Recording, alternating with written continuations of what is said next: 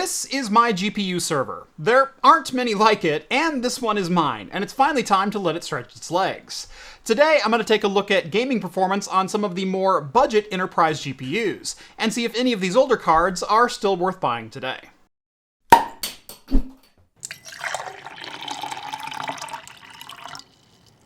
Welcome back to Craft Computing, everyone. As always, I'm Jeff. So this video is a very long time coming, and it is actually the first in a series of videos where I'm going to take a look at older enterprise GPU cards for use in a cloud gaming server. But first, a quick refresher if you're new here. What exactly is a cloud gaming server? For nearly 4 years now, I've been exploring the idea of having a single self-hosted server that's able to run multiple virtual machines that are able to play modern games. Rather than connecting to a server with a keyboard, mouse, and monitor, you could stream those desktops out to a low-power thin client, like a Raspberry Pi, a lightweight gaming handheld like an Iron Odin, or really just about any other device that supports streaming software. One of the biggest keys to making this all work is in GPU selection. Nvidia offers a feature called Grid on certain enterprise cards, which allows you to split up a GPU's resources between multiple virtual machines, essentially meaning that a single GPU can run multiple gaming PCs at the same time. The term for this is VDI, or Virtual Desktop Infrastructure. It's essentially server-hosted high-performance computing, where the user streams their desktop from a server rather than relying on local hardware. Over the last 3 years or so, there has been a massive community effort to unlock grid functionality for use not only in Nvidia's enterprise GPUs, but for allowing consumer cards to use the feature as well. Now, unfortunately, the vGPU unlock package doesn't work on the newest Nvidia cards, like Ampere or Ada Lovelace. But if you have a GPU from Nvidia's 900 through 2000 lineup, that is Maxwell, Pascal, Volta, or Turing, you have basically everything you need to split up your GPU. But I have always been fascinated with enterprise GPUs, and that's where we're going to focus on the next couple of videos for. You see, Grid Unlock method works for consumer GPUs, as well as enterprise GPUs that don't actually officially support NVIDIA Grid. There are some dirt cheap enterprise cards with a ton of video memory on the market that might still be a great bargain for use in a server like this. Today, I'm going to take a look at these 4 NVIDIA Tesla GPUs right here, all available for less than $75 today, and see how they stack up when gaming. Now, they're obviously not going to hold up well against modern GPUs, but at $75, it's also a heck of a lot cheaper than putting together a gaming PC for one of your kids. It's also cheaper than buying a Steam Deck or a similarly priced gaming handheld, and these are also significantly faster than even the most modern 7840U powered handhelds. Now that you're all caught up, what exactly are we looking at today? The server is an Asus ESC4000G3. It's a server specifically designed for GPU compute and VDI applications like cloud gaming. Inside, we've got a pair of Intel Xeon E5 2697V4 CPUs for a total of 36 cores and 72 threads, along with 256 gigabytes of DDR4 ECC memory.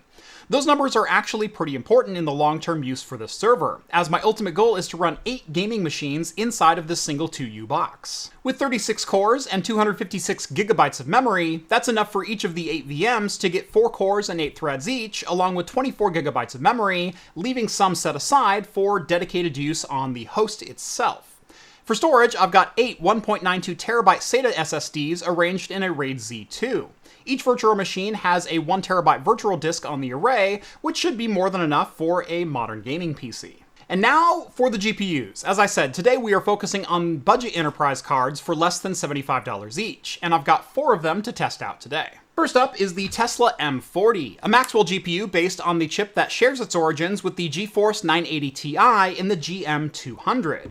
It has 3072 CUDA cores and comes equipped with either 12 or 24 gigabytes of GDDR5 memory on a 384-bit bus.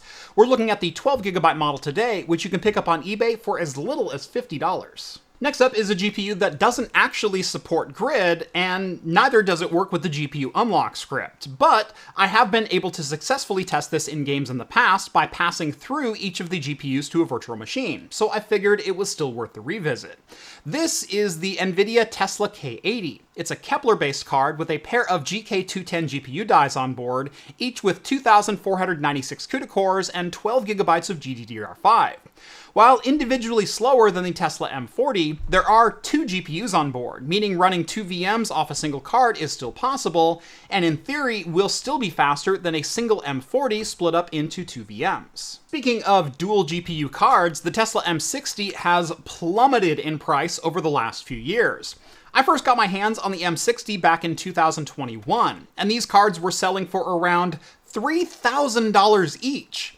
But today, you can snag one for just $65 on eBay, or around 98% off what they were selling for just a short time ago.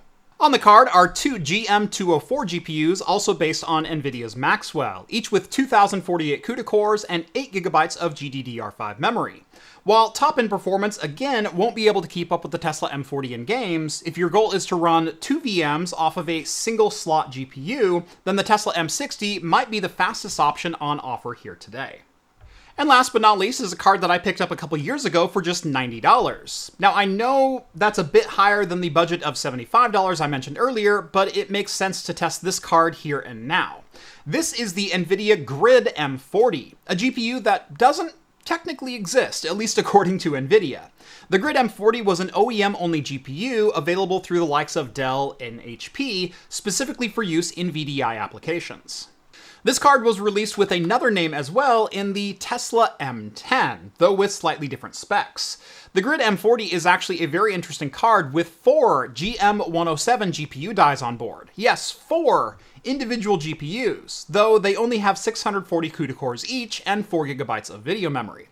That's essentially 4 GTX 750 Ti's on this single card, which might work well for retro games, but is definitely not going to keep up with any of the other GPUs in the roundup today.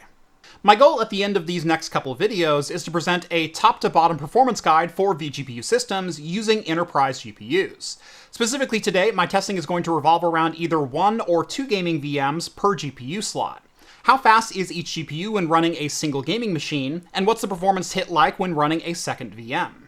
Of course, it's not quite as simple as cutting your single benchmark numbers in half. GPU performance is split dynamically between virtual machines, and is partially dependent on the load seen on each of the virtual machines. By default, NVIDIA Grid has a 60 frame per second limiter installed at the driver level, as most VDI solutions were aimed at desktop applications, not for remote gaming. That said, there is a simple enough way to disable that limiter using the vGPU unlock script, and I'll have instructions for that linked down in the video description. It's a single line added to the profile override file for each GPU instance. You can also override memory limits and other parameters, as we're going to do with one of the GPUs here today.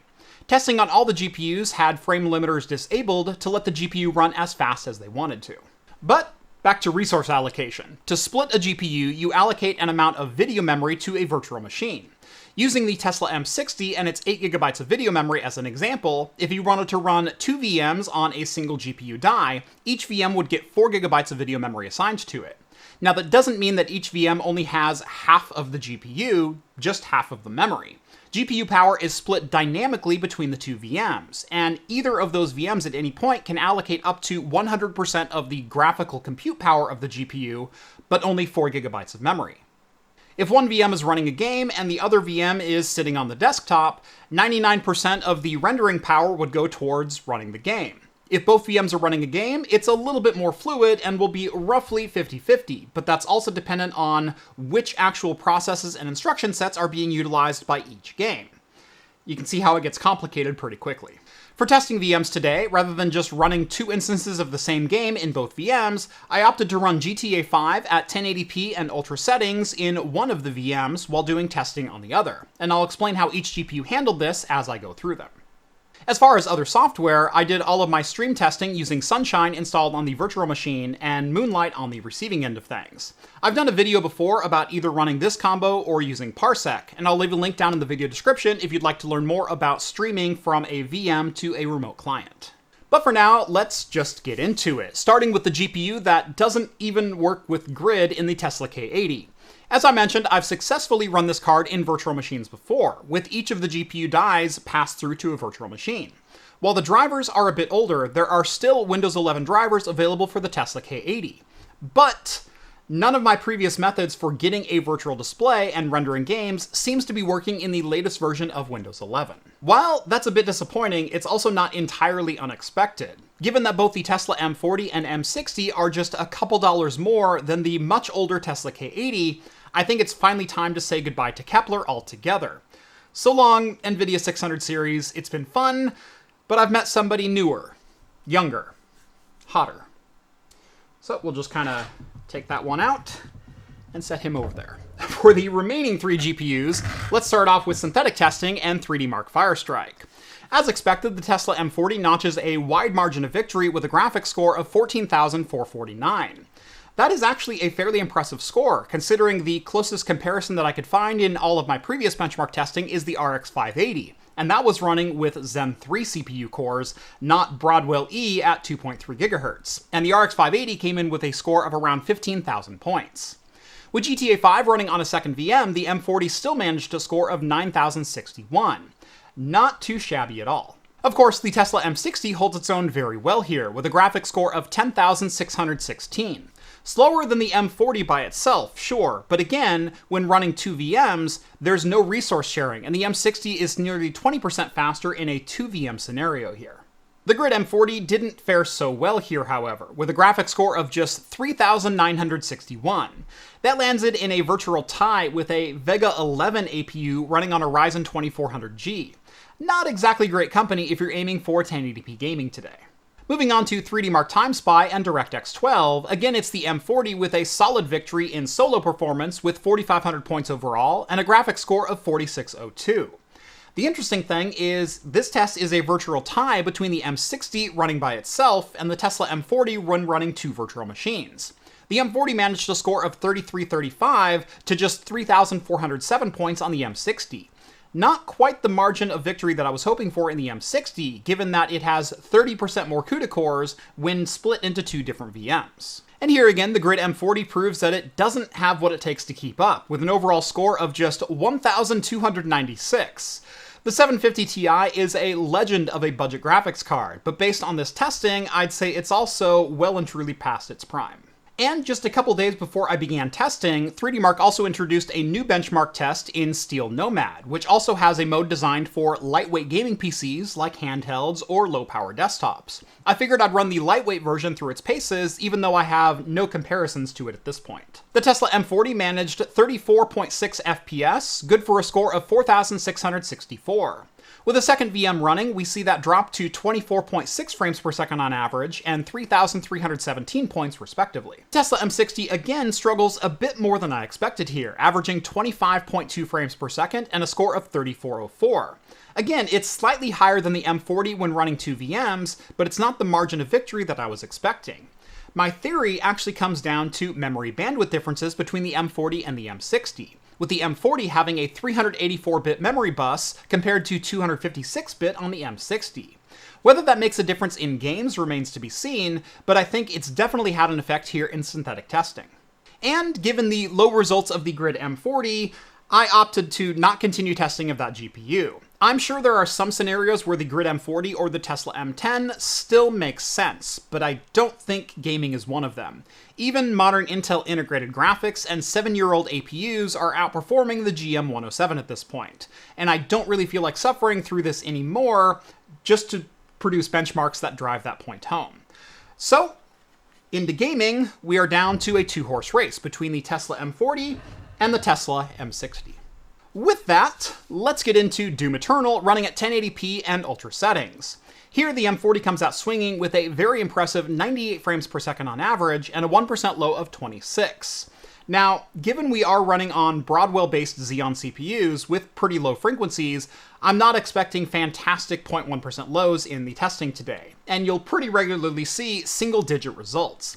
This is often a result of lengthy single delays during testing, not consistent stuttering, and I'll make sure to mention which is which as we go through each game. With the M40 running GTA 5 on a second VM, we see it still manage 49 frames per second on average, though with a low of just 18 frames per second.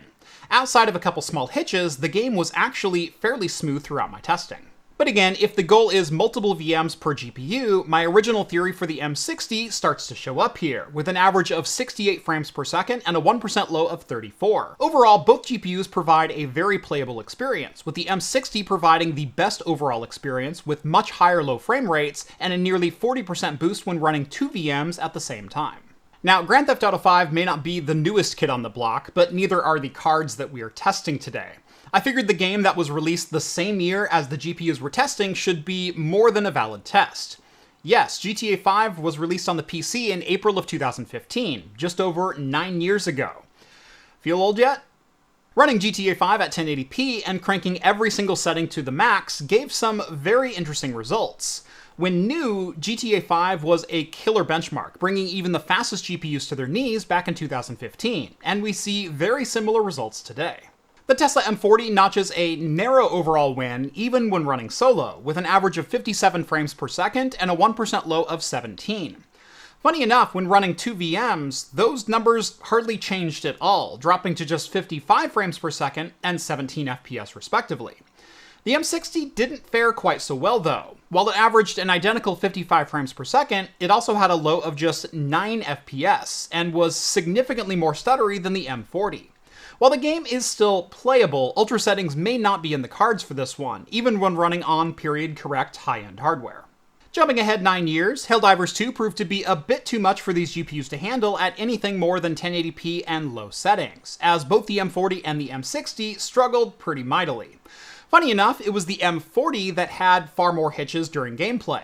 While it averaged 58 frames per second, both the 1% and the 0.1% lows were in the single digits, and it was definitely noticeable in-game. Running 2 VMs on the M40 was even worse, with just 36 frames per second on average, with ever so slightly better lows of 10 FPS. To put those numbers into some perspective, most handheld gaming PCs are now running the Ryzen 7840U and the Radeon 780M graphics. With that hardware, Helldivers was able to average 72 frames per second and a low of 57.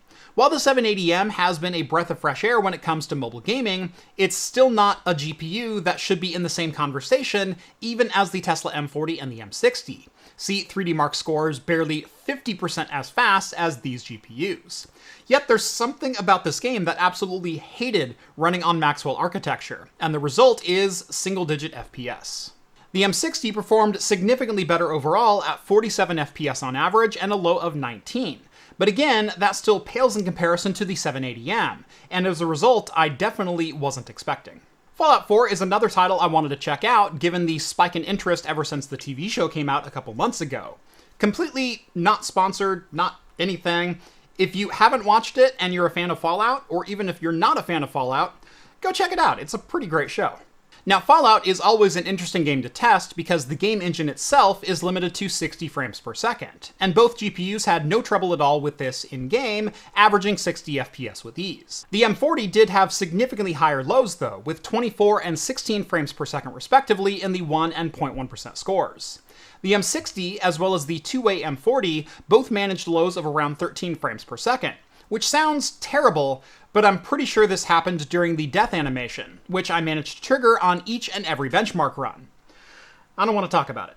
Overall, gameplay was fairly smooth and consistent, even at 1080p and ultra settings. If you do experience any hitches in gameplay, there are plenty of settings to drop a notch or two to get these low frame rates up to a more acceptable level. Continuing the ping-pong between slightly retro and newer titles, we come to 2021's Hitman 3. At 1080p and high settings, the M40 still managed to hold its own, averaging 82 frames per second, but suffers from significant stuttering with a low of just 12 frames per second. Funny enough, with a second VM sharing resources, the scores actually somewhat normalize, and most of the stuttering goes away with an average of 47 frames per second and a low of just 22. Still, the winner if you're looking to run 2 VMs on a single graphics card continues to be the M60, where we see an average of 60 frames per second and a low of just 20. There is stuttering on both of these GPUs, but I didn't quite pinpoint the cause. It's likely another title that just doesn't like the Maxwell architecture all that well, seeing as the cards predate this game by more than 6 years. And finally, we wrap up with Tiny Tina's Wonderlands, where the M40 may win the overall score, averaging 72 frames per second, but again struggles pretty hard with low frame rates, clocking in with single digits. And that was whether I was running a single VM or 2 VMs. This was even at 1080p and medium settings, so there's not much more we can do to help this out as far as graphical fidelity goes. The Tesla M60 manages to be a halfway decent experience, with much better low frame rates and an average just shy of 60 FPS, clocking in at 56. Again, it's hard to tell what are specific limitations of each of these GPUs, which are game-related, or even which are CPU-bound. Remember, we're running on 4 cores and 8 threads of Broadwell E at a base clock of just 2.3 GHz. We're not exactly setting the world on fire when it comes to CPU performance, which can hurt quite a bit, even if the GPUs were fully up to the task at hand. What should have been a question of 4 GPUs wound up being a comparison of just 2, but I feel it was still worth the time put into benchmarking these cards on the same hardware at the same time. If you have the means to run one of these Tesla cards, either the M40 or the M60, I feel they are still cheap enough and fast enough to be worth considering. Though if you live in an area with high power costs, it's a much less tempting proposition. The M40 has a TDP of 250 watts, and while I never saw the GPU cross 190 watts in games, even with multiple VMs running, that's still a lot of juice to be sucking down to barely get 60 FPS. The M60 is even worse, with a 150 watt TDP per GPU. During testing, it wasn't unusual to see each GPU draw around 120 watts or 240 watt consumption in total. These power numbers are also not taking into account platform or cooling costs, with the Asus ESC4000 G3 having a pair of 80mm high RPM fans blowing through these GPUs to keep them cool. Now, on the plus side, both GPUs peaked at right around 60 to 65 degrees Celsius, so chassis airflow was definitely working. Keep in mind, my servers are also running in an air-conditioned server rack, where my temperature sensor says we were running between 19 and 22 degrees Celsius on the intake during testing. But I also have a feeling that the GPUs from my next round of testing are going to make these Maxwell cards feel like little more than a distant memory. In the next video, we're going to be going over Pascal-based GPUs, including the Tesla P40, the Tesla P100 powered by HBM2 memory, and even the low-power Tesla P4, so make sure you're subscribed so you don't miss those results. If you're interested in any of the hardware or software that I use to put all of this together, I will have links to everything down in the video description. That is, where to download the software, how to configure it all, and where to buy all the hardware. Now, just as a disclaimer, the links down in the video description may be affiliate links for which I do get a small kickback if you buy something, but that does help keep the lights on around here. On your way down there, make sure to drop this video a like and subscribe to Craft Computing if you haven't done so already. Follow me on the social medias at Craft Computing for daily shenanigans like this. And if you like the content you see on this channel and want to help support me in what I do, consider joining the Patreon. Link is also down in the video description and gets you exclusive access to my Discord server, where you can chat with myself as well as the other hosts from my weekly live show, Talking Heads. That's going to do it for me in this one. Thank you all so much for watching, and as always, I will see you in the next video. Cheers, everyone.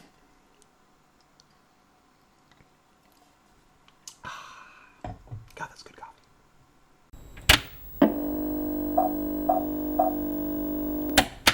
Beverage for today, because I started filming at 8 in the morning, is coffee. This is from Silver Falls Coffee Roasters over in Silverton, Oregon. I don't remember which one this is. I think this is their Sumatra blend. Fantastic local coffee roasters. I get a whole bean. I've got a grinder upstairs. I use a French press to put it all together. And I put about an ounce of cream in my coffee because, well, I like an ounce of cream. Come at me, bro. What do I drink my coffee in? Of course, my Craft Computing coffee tumbler, available at craftcomputing.store. Cheers, guys.